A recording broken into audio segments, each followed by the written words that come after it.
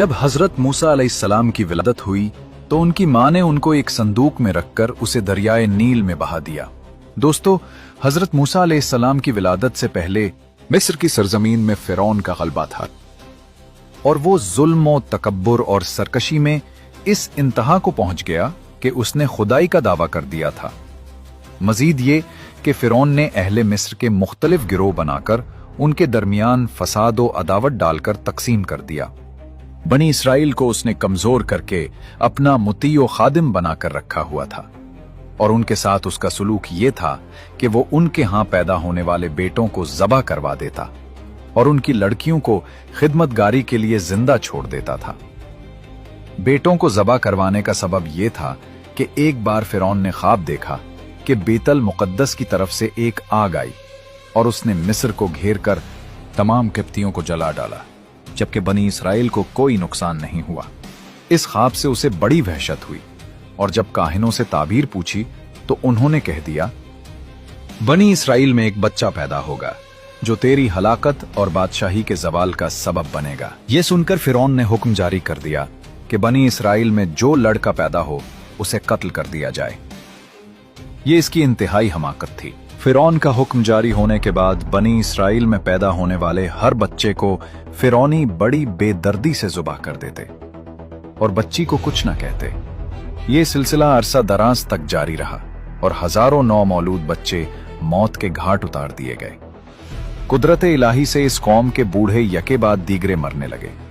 ये देखकर किप्ती सरदार घबरा गए और फिरौन से कहा, एक तरफ बनी इसराइल में बूढ़े लोग मुसलसल मर रहे हैं और दूसरी तरफ उनके बच्चे भी कत्ल किए जा रहे हैं।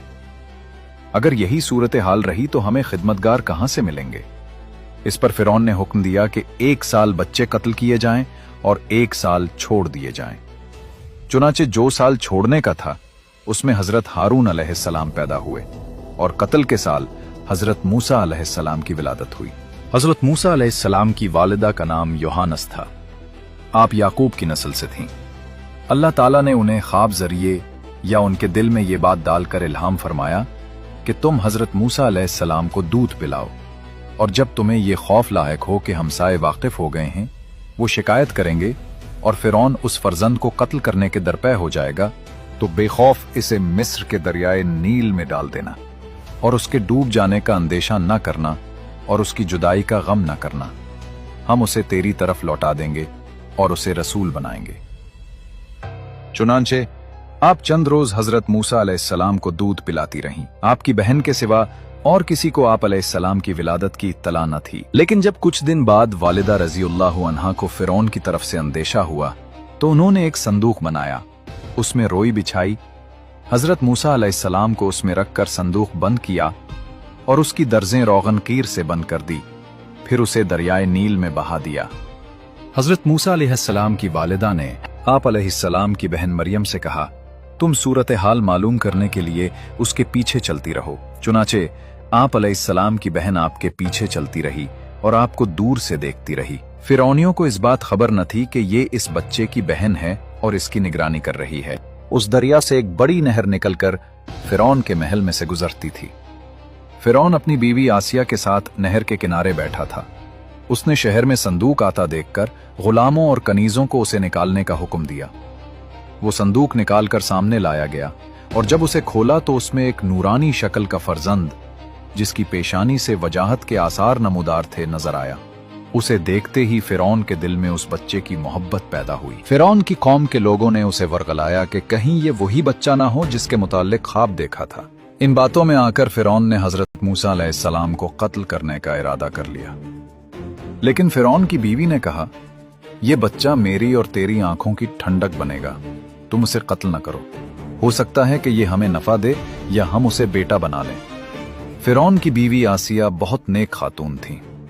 अंबियाए किराम अलैहिस्सलाम की नस्ल से थीं।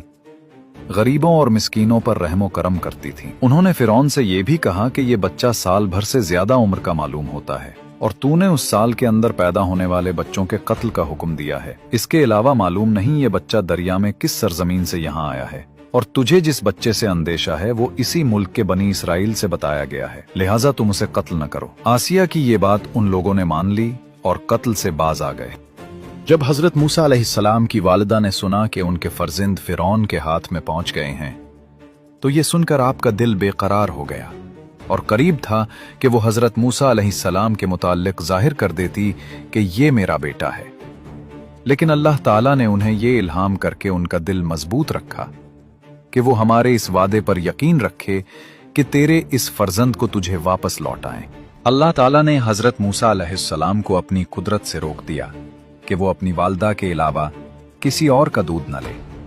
चुनाचे जिस कदर दाइयां हाजिर की गईं, उनमें से किसी की छाती आप अलैहिस्सलाम ने मुंह में ना ली।